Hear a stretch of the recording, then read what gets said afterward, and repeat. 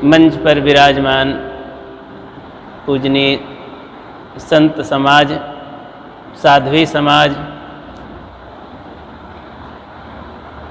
भक्तिमती देवियों और सज्जनों, प्यारे बच्चों, अभी हम पूज्य संतों के बहुत ही सुंदर विचार श्रवण किए। विविध पहलुओं पर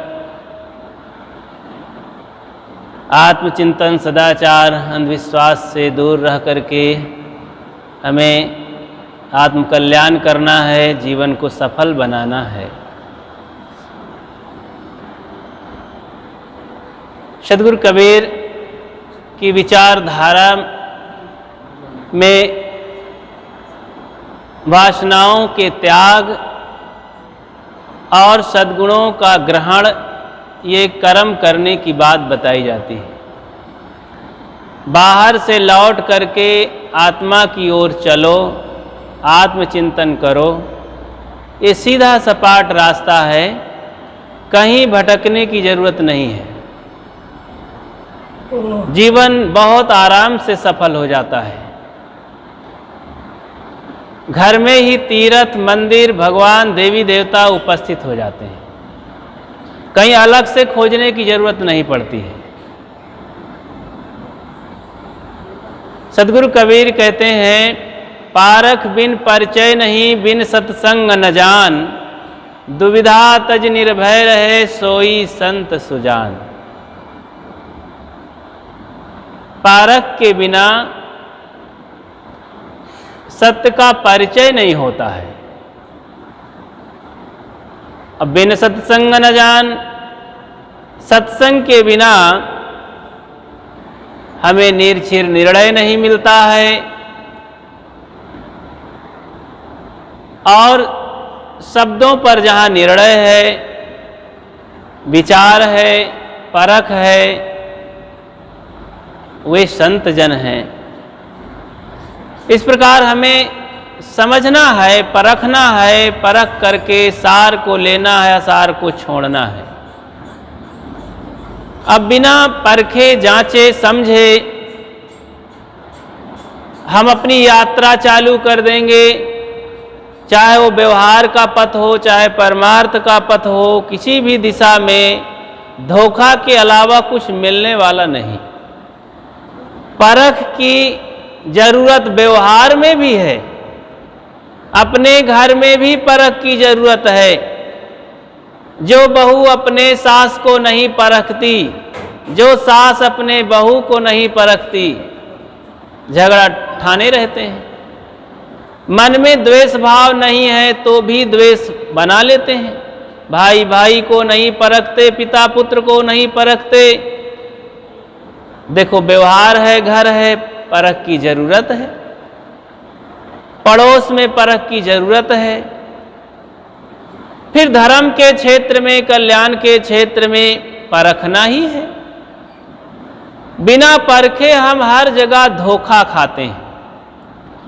धोखा खाते खाते अनादि का समय बीत गया। इस जिंदगी में तो बीत ही रहा है सब, और लोग धमका धमका के, डरवा डरवा के हमें ऐसा नीचे धकेले हैं कि हम कुछ नहीं अपने से करना चाहते। हिम्मत ही टूट गई है कि नहीं नहीं, शास्त्रों में लिखा है कि यदि तुम भगवान नहीं मानोगे, इस देवता को नहीं मानोगे, इसकी पूजा नहीं करोगे तो नास्तिक हो जाओगे, दोजख नरक में चले जाओगे। इसको तो तुम्हें मानना ही है, इस तरह तुम्हें चलना ही है। इस शास्त्र को भगवान ने बनाया है। इस तरह से बहुत धमका धमका करके, डरवा डरवा करके लोगों के विवेक विचार को नष्ट कर दिया है। पारक शक्ति ही को दबा दिया गया तो अपने से लोग स्वयं नहीं करना चाहते हैं, सुन सुन करके मान लेते हैं, पुछलग्गू बन जाते हैं। कैसे लोग बिना परखे ठग जाते हैं व्यवहार में भी और पछताते हैं। वो चाहे पढ़े लिखे हो या अनपढ़, धनी हो या गरीब, नर हो या नारी, ये जरूरी नहीं कि भाई अनपढ़ ही परेशान होगा, ठगा जाएगा। पढ़ा लिखा और धनी भी ठग जाता है बिना परख के। जैसे एक बहेलिया तोता को पकड़ा, सुग्गा तोता पकड़ लिया बहेलिया और घर में ले गया, पिंजड़े में रख दिया। 4-6 दिन एक पाठ पढ़ाया। क्या पाठ पढ़ाया? एक शब्द रटा दिया, इसमें क्या संदेह, इसमें क्या संदेह। पक्षियों में तोता रट लेता है, आप सब लोग जानते हैं कि तोता रटंत होता है। रट लिया, इसमें क्या संदेह। बहेलिया बहुत चालाक था, बाजार ले गया और वहां एक बोर्ड लगा दिया, भाइयों सुनो सुनो, ये हमारा तोता ऐसे वैसे नहीं है, ये 6 शास्त्र 18 पुराण वेद, 4 वेद और गीता भागवत पुराण, धनुर्विद्या ज्योतिष विद्या, दुनिया की समस्त विद्याओं में पारंगत है, इसकी कीमत 1 लाख रुपए। तो जो भी आता लाख रुपए देख करके ही चला जाता, अरे तोता क्या खरीदेंगे।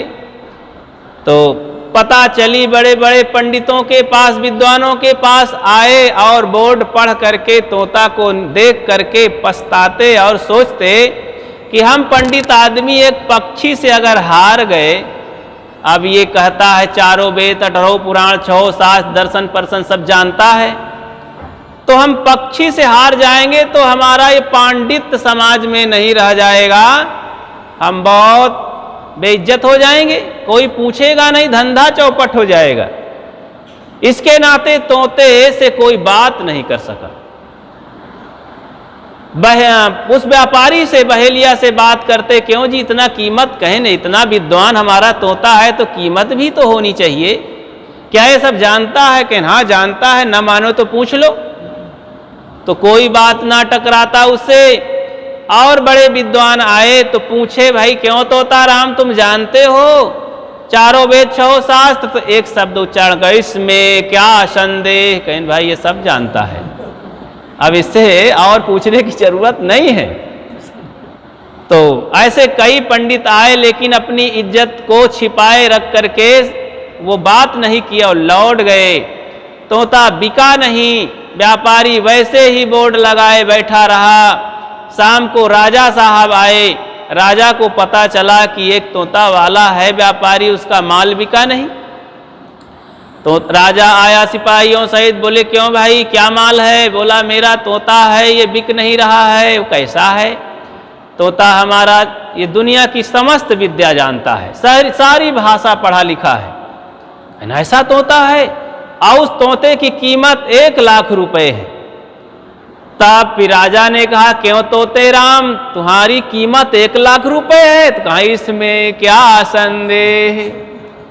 गजब का है कि सारी विद्या जानता। क्यों तोता राम तुम सारी विद्या जानते हो, वेद शास्त्र दर्शन? हाँ, इसमें क्या संदेह। कई बार अजमाया राजा, तो राजा को विश्वास हो गया कि जब ये कह रहा है तो जरूर ये ज्ञानी है, इस तोते को मुझे ले ही जाना है, इससे मैं दुनिया में शोहरत हो जाऊंगा, मेरा मान सम्मान बढ़ेगा। 1 लाख रुपए दिया व्यापारी को और तोता को पिंजड़े सहित लेके घर गया और तमाम विज्ञापन करवा दिया देश में, अखबार टीवी में, कि मेरे पास एक ऐसा अनोखा तोता आया है, इतना विद्वान कि भारत का कोई भी नहीं, विश्व का कोई विद्वान आके उससे बात कर ले किसी भी भाषा में। तो सुबह सुबह ये सफेद कपड़ा वाले उधर एक साधु घूमते हुए निकल गए, बोर्ड को पढ़े और अनाउंस टीवी में देखे, तो सोचा हम भी चले देखे उस तोता कैसा है। तो महात्मा पारखी पहले ही जान लिए, घर में बैठे रहे, तभी समझ गए कि ऐसा तोता हो ही नहीं सकता है, इसमें दाल में काला है कुछ, चलो देखते हैं। अभी विद्वान कोई आए भी नहीं थे। अब राजा फूले न समाता था, इतना विद्वान तोता पा करके तो मैं पहली बार ऐसी शोहरत में आऊंगा, नाम यश कीर्ति फैलेगी। लेकिन महाराज सुबह सुबह ही पहुंचे तो खड़े हुए सिपाहियों ने कहा, क्यों महात्मा जी अरे भाई सुना हूं कि कोई तोता महाराज राजा के पास है। हाँ हाँ आइए आइए। आप कहाँ निकल पड़े अनपढ़ गंवार, और देहात में रहने वाले साधु ये सफ़ेद सफ़ेद कैसे पहन के घूमते हैं? अरे यहाँ तो विद्वानों की ज़रूरत है, कई विद्वान लौट गए हैं। कोई बात नहीं, मैं थोड़ा तोता को देखने आया हूँ, थोड़ा आजमा लूँगा मैं भी। अच्छा कोई बात नहीं। बात के अनुसार राजा ने व्यवस्था किया, महात्मा गए तोते के पास। बोले राजन मैं सुना हूं कि तोता बहुत विद्वान है। कहे हाँ हाँ सामने है, आजमा लो, बातें कर लो, कोई पूछ लो। क्यों तोता राम तुम बड़े विद्वान हो, सब जानते हो विद्या, तो इसमें क्या संदेह है? महात्मा ने कहा भाई संदेह मुझे है, आपको तो नहीं है। चलो बताओ, रामायण के बाल कांड की बात सुनाओ, चौपाई एक सुना दो। तो तोता कहता है इसमें क्या संदेह? कहें भाई मैं जो पूछता हूं उसको बताओ। तो बोला इसमें क्या संदेह? अच्छा चलो गीता के 18वें अध्याय की एक मंत्र सुनाओ। बोला इसमें क्या संदेह? कोई बात नहीं, अच्छा चलो हमारे पाठ बीजक की सुना दो, बीजक की प्रथम रमैनी की एक लाइन सुना दो। तो तोता कहता इसमें क्या संदेह? तब महात्मा ने कहा राजा साहब तुम्हारा तोता कुछ भी नहीं जानता, केवल एक शब्द रटा हुआ है। नहीं ऐसा हो ही नहीं सकता, मैं 1 लाख रुपए दिया हूं इसे। कहीं पूछ लो। अच्छा क्यों तोताराम तुम कुछ भी नहीं जानते हो? तब तोता कहता इसमें क्या संदेह? क्या मेरा 1 लाख रुपए डूब गया पानी में? तब कहता इसमें क्या संदेह? राजा उठा के पटक दिया पिंजड़ा सहित। इसे बड़ा क्रोध आया और पछताता रहा माथे में हाथ रख करके कि मेरा 1 लाख रुपए, मैं राजा हूं लेकिन ऐसा ठगा गया जिंदगी में। अरे पहले ही मैं इसे परख लिया होता। तो पारखी संत उन्हें राजा को सांत्वना दिए कि राजन ये पहली बार नहीं है, ये आप ही नहीं है, संसार में ऐसे ही सब ठगा ठगा के पछता रहे हैं, क्योंकि परखते नहीं हैं। चाहे व्यवहार के क्षेत्र में हो, चाहे परमार्थ के क्षेत्र में हो, सब ठगा रहे हैं अपने को। तो इसलिए हम अपने को ठगावे नहीं। इतना अनमोल जीवन मिला है। सदगुरु कहते हैं मानुष जन्म दुर्लभ है, बहुर न दूजी बार। और मानुष जन्म नर पाए के चूके अब की घात, जाए परे भव चक्र में सहे घनेरी लात। सभी महापुरुषों ने सदा से मानव जीवन का गुणगान किया है, लेकिन बस आदमी की जुबान तक रह जाता है। इसको सार्थक बनाने के लिए, सफल बनाने के लिए हमें करनी पड़ती है और सद्गुण को जीवन में धारण करना पड़ता है। सदगुरु कबीर की भाषा में सद्गुण संपन्नता कही जाती है, गीता की भाषा में दैवी संपत्ति कही जाती है। तो इस तरह से अनेक भाषाओं में, कथन में, शास्त्रों में घूम घुमा करके सद्गुण की बात की जाती है और त्याग की बात की जाती है कि दुर्गुण का त्याग करो, वासनाओं का त्याग करो और जीवन में सद्गुण करके, करनी करके, पवित्र करके अपने आत्मा की पहचान करो। सदगुरु भीतर खोजने के लिए कहते हैं हृदय बसे तहि राम न जाना, दिल में खोज दिलहि मां खोजो। लेकिन संसार के लोग उसे बाहर भटका रहे हैं, हाथ उठा उठा करके। कहते नहीं वही है भगवान, ऊपर वाला ही जाने, ऊपर वाला ही जाने। ऐसा कहते कहते भीतर वाला भूल गया। भीतर भी तो कोई है कि नहीं? ऐसा क्यों होता है आखिर? संत इतना मेहनत करते हैं, समझाते हैं, गुरुजन इस जीवन की कला को, कहानी को बताते हैं, लेकिन लोग सुन करके चल क्यों नहीं पाते, मानते क्यों नहीं? क्योंकि एक कारण है। कौन सा कारण है? इस पर एक उदाहरण याद आता है। एक राजा था, वो कहानी का शौकीन था। कहानी सुना सुना करके आनंद पाते थे और जनता को बटोरे रहते थे, श्रोताओं को इकट्ठा करते थे। आओ भाइयों तुम लोग मेरी बातें सुनो तो मुझे बड़ा आनंद मिलता है। बहुत सी जनता आई हुई थी महफिल लगी थी और मंच लगा था, राजा साहब कहानी सुना रहे थे, सब लोग उसी में मशगूल थे, मगन थे। इतने में राजा साहब का एक मित्र आ गया। राजा मित्र को आते ही राजा ने कहा, आइए भाई साहब, राजन पधारिए पधारिए। बगल में बैठाए और कहा कि मैं कहानी सुना रहा हूं, आप चुप शांति से बैठिए। लेकिन एक कारण हो गया, बगल में बैठे जो मित्र साहब आए थे उनको खुजली का रोग था, शरीर में खुजलीपन हो रही थी। तो 1 मिनट शांति से बैठे, जैसे राजा ने कहानी आरंभ की तैसे वो खुजलाना आरंभ किया। तो सबका चित्त उस खुजली वाले राजा पर गया। सब लोग चित्त भंग करके देखने लगे, कहानी पर किसी का ध्यान नहीं। तो राजा देखा कि बड़ा गड़बड़ कर दिया, सब मजाक किरकिरा कर दिया। उसने कहानी रोक करके कहा, राजन ये काम बंद करो, अगर तुम खुजली बंद कर दो तो मैं अपने राज का 25% दे दूंगा। तब कहें ठीक है, बहुत बढ़िया, 25% मैं आते ही मंच पर पा जाऊंगा। वाह, कितने युद्ध के बाद मिलते हैं राजा को खजाना। लेकिन राजा को शौक पूरा हो जाना चाहिए था, इसलिए 25% उन्हें लाभ दिया। तब कहानी चालू हुई, राजा शांति से 2 मिनट बैठा कि फिर खुजलाना चालू किया। तब फिर लोगों का चित्त उधर गया, फिर राजा को मन ही मन बड़ा गुस्सा आया।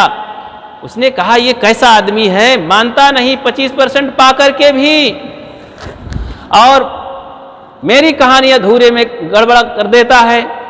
उसने कहा, मैं तुम्हें आधा 50% दूंगा, आप शांति से बैठिए। मित्र जी कहें ठीक है, कहानी सुनाइए, बहुत अच्छी बात। फिर कहानी आरंभ हुई। इतने में जैसे कहानी आरंभ हुई तो तीसरी बार भी वो मित्र अपना आरंभ किया, खुजलाना आरंभ किया। तो राजा ने कहा गुस्से में, क्या आप बंद नहीं करते हैं? चलो कोई बात नहीं, मैं 75% देता हूं अपने राज का। तब सोचा, अरे गजब हो गया, मैं अब नहीं खुजलाऊंगा। बहुत अपने को संकल्प करके शांति से बैठा। लेकिन खुजली का आनंद तो लोगों को पता है, जब खुजलाना आरंभ होता है तो चाहे खून निकल जाए पर बहुत अच्छा लगता है। तो खुजलाते खुजलाते लोगों का जो है पक जाता है शरीर, लेकिन खुजली का आनंद उन्हें लेना ही है। तो अंतिम में 75 के बाद भी राजा ने कहा, आप चुपचाप शांति से बैठना, मेरी कहानी होने दीजिए। तब फिर चौथी बार भी वो कहानी आरंभ किए, लेकिन वो खुजलाने वाला राजा फिर खुजलाया। तो क्रोध में भभक पड़ा राजा कहानी वाला। उसने कहा, क्या मेरी कहानी से, मेरे राज से तुम्हारी खुजली ज्यादा सुखदाई हो गई है? तब उस खुजली वाले को भी क्रोध आ गया, क्योंकि क्रोध में क्रोध आ ही जाता है। उसने कहा, सुनिए राजन, मुझे बहुत गुस्सा क्रोध न दिखाइए, जो मजा है मेरी खाज में नहीं है वो तुम्हारे राज में। ऐसा कह के उठ के चल पड़ा, मुझे नहीं चाहिए तुम्हारे राज, मेरी खाज में बहुत मजा है। तो संसार के लोगों को ये मोह माया की खुजली लगी है। संत महात्मा कितना भी समझावे, कहते हैं महाराज ये बकते रहिए, और ये खुजली में ज्यादा मजा है। तो देखने में, सुनने में, खाने में, बोलने में, घूमने में, ये 5 विषयों की खुजली लगी हुई है। जब तक इसका त्याग नहीं करेंगे तब तक ये संत रूपी राजा की कहानी कोई सुनने वाला नहीं है। सुनेंगे भी तो बीच में बाधा पहुंचाने वाले आ ही जाएंगे। तो इसलिए विषयों को त्याग करना है। देखना, सुनना, भोगना, छूना, स्पर्श करना, ये जो 5 ज्ञान इंद्रियों के 5 विषय हैं, इसको शांत करना पड़ेगा। संतुलन, देखो अभी जैसे साहब जी ने बताया था कि संतुलन ही भजन है, साधन है, ध्यान है, चिंतन है। तन मन की सेटिंग होनी चाहिए। तो हम सब लोग अपने जीवन को संतुलित करके धन और धर्म का संतुलन होना चाहिए, तन और मन का संतुलन होना चाहिए। पूज्य सदगुरु अभिलाष साहेब जी ने अधिकतम कहा है कि तन की कमाई करो और मन की कमाई करो। तन की कमाई करने से तन स्वस्थ रहेगा, धनार्जन होगा, और मन को कमाई करने से मन संयमित होगा, इंद्रियां संयमित होगी, सद्गुण बढ़ेंगे, शांति कल्याण होगा। तो दोनों की कमाई करना चाहिए। जो लोग खेती में कमाई करते हैं, खेत में उर्वरा शक्ति बढ़ जाती है, उपज बढ़ जाती है। व्यापार में मेहनत करते हैं, हिसाब किताब और मेहनत, दौड़ धूप, माल जाल को ठीक से उनकी कमाई बढ़ जाती है। ऐसे ही जो शरीर की देखरेख करते हैं, उनका स्वास्थ्य अच्छा और उन धनार्जन कर पाते हैं। मन की कमाई करते हैं, मन में कोई क्रोध तो नहीं आया, कोई लोभ तो नहीं आया, कोई मोह तो नहीं आया, कहीं चिंता तो नहीं है, कोई कमी तो नहीं है। जो देखभाल करते हैं, ये देखभाल करना ही ध्यान है। जो कहते हैं महाराज ध्यान करते हैं पर मन नहीं लगता। अरे भाई, ध्यान है क्या चीज, पहले जान लो।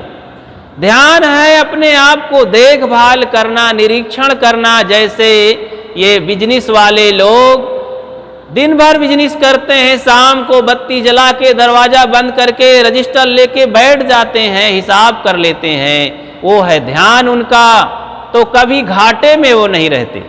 ऐसे ही भक्त सज्जन कोई अपने जीवन को जब देखेंगे, दिन भर के दिनचर्या में जरा शाम को देख लो, फिर रात के सोते हो, सुबह उठ करके फिर ख्याल कर लो कि मैं हूं कौन, ये शरीर क्या है, मुझे कैसे रहना है, कैसे जीवन सुखमय होगा। ऐसा संकल्प करके थोड़ा निर्णय लेकर के दिनचर्या आरंभ करो, दिन भर बढ़िया रहेगा।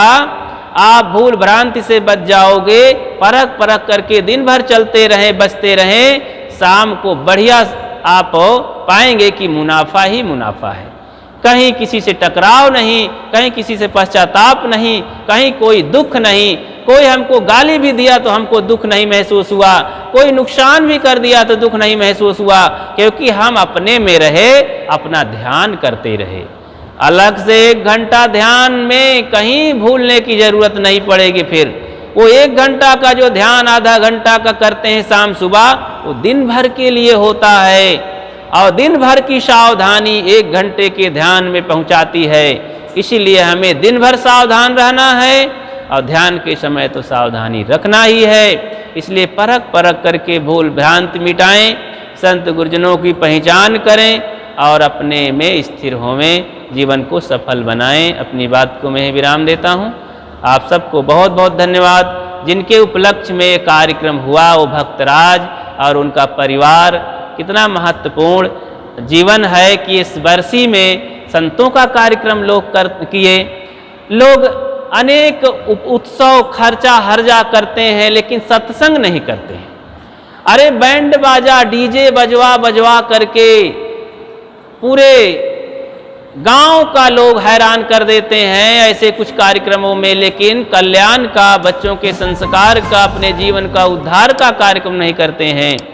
ये है पवित्र कार्य, इससे सबके लिए कल्याण है, हित है। इसीलिए ऐसे कार्यक्रमों में अपने माता पिता अथवा किसी उत्सव में संतों को बुला करके सत्संग सभा करें, भजन करें और चेते जागें। इससे हमारा लोक परलोक सत्यम शिवम सुंदरम होगा।